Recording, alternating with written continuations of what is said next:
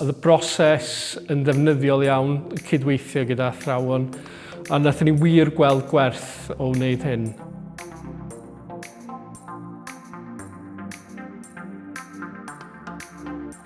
It's incredibly important that we involve practitioners and the wider educational sector in the creation of resources, as they are the experts in the classroom.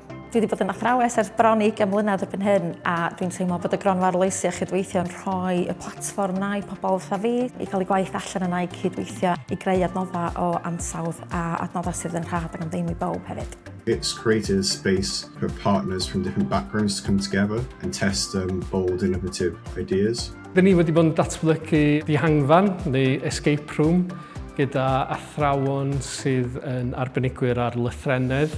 Yr athrawon sydd yn adnabod y plant, felly oedd hi'n holl bwysig bod yr athrawon yn rhoi i mewnbwn nhw i fewn i'r adnodd yma, fel bod ni'n gallu cael yr adnodd mwyaf ffeithiol posib.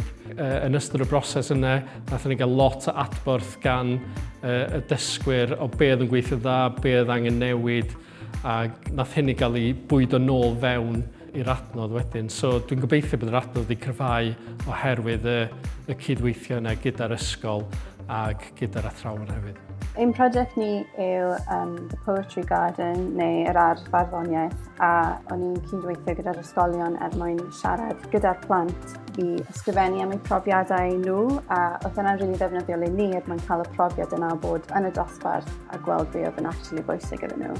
I co-produced a literacy app and animation film. All the work was co-produced with forced migrant children, a film illustrator from Iran. She's based in Cardiff, and an international group of app developers, bringing all the collaborators together with lived experience, helped the work to be innovative. What makes my project unique is that it's being delivered by industry professionals. It allows learners to use the Welsh language through performing. They are getting first-hand experience from creatives who have been there and done it. Dwi'n teimlo bod cydweithio yn hanfodol ar gyfer prosiect fel hyn. Dydy pobl annibynnol fel fi ella ddim yn cael y cyfle yn arferol i greu rhywbeth fel hyn. Felly mae'r gronfa arloesi a chydweithio wedi rhaid y cyfle i ni roi hynna ar platfform genedlaethol. Mae adnodd wedi cefnogi drwy ddarparu cyllid, ond wedi rhoi'r amser i ni mwyn i ni allu gwneud y cydweithio.